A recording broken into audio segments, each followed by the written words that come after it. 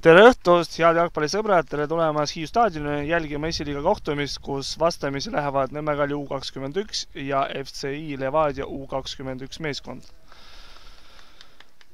Tegu on täna kahe väga tugeva noortevõistkonnaga, kelle põhieesmärk on arendada tulevist tippjalgpalli jalgpallureid ja pakkuda kõrgetasemest konkurentsi Eesti maastikul.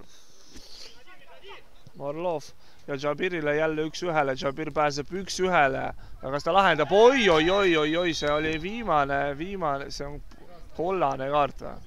Ei, see on FC Levadia treener siin külje all ka ei saa aru, mille jaoks oli vaja teha sellise.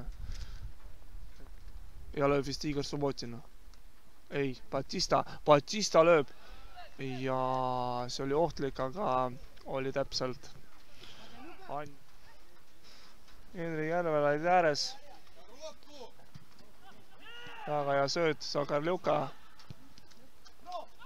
Ja FC Levadia lööb esimese värava, väga ilus rünnak Järvelaidi poolt ja värava autor number 71, Alex Tunic. FC Levadia ja liigume pausile ja näeme 15 minuti pärast.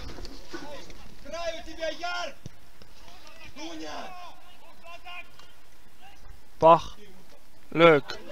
Pachilt oli väga ohtlik löök, ta võttis osavalt omaks ja oli löögi koht, aga Subo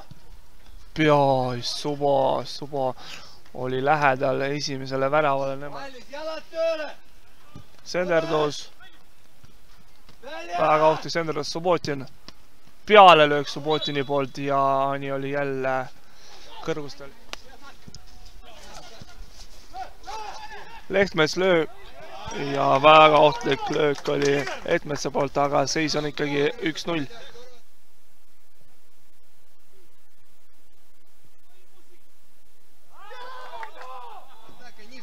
Nurga löök. Senderdus. Väga hea Senderdus. Ja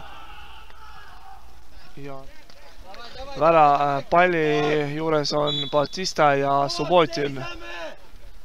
Subotin, pealelöök ja jälle täpselt värava ei sülle.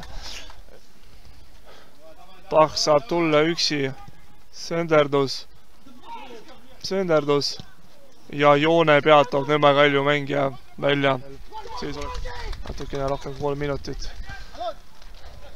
Igor Subotina, oi, ja siin on teine kollane kaart ja Kevin Chris lahkub väljakult ja ühe kasuks mängisid terve mängu 10 ja võitsid selle mängu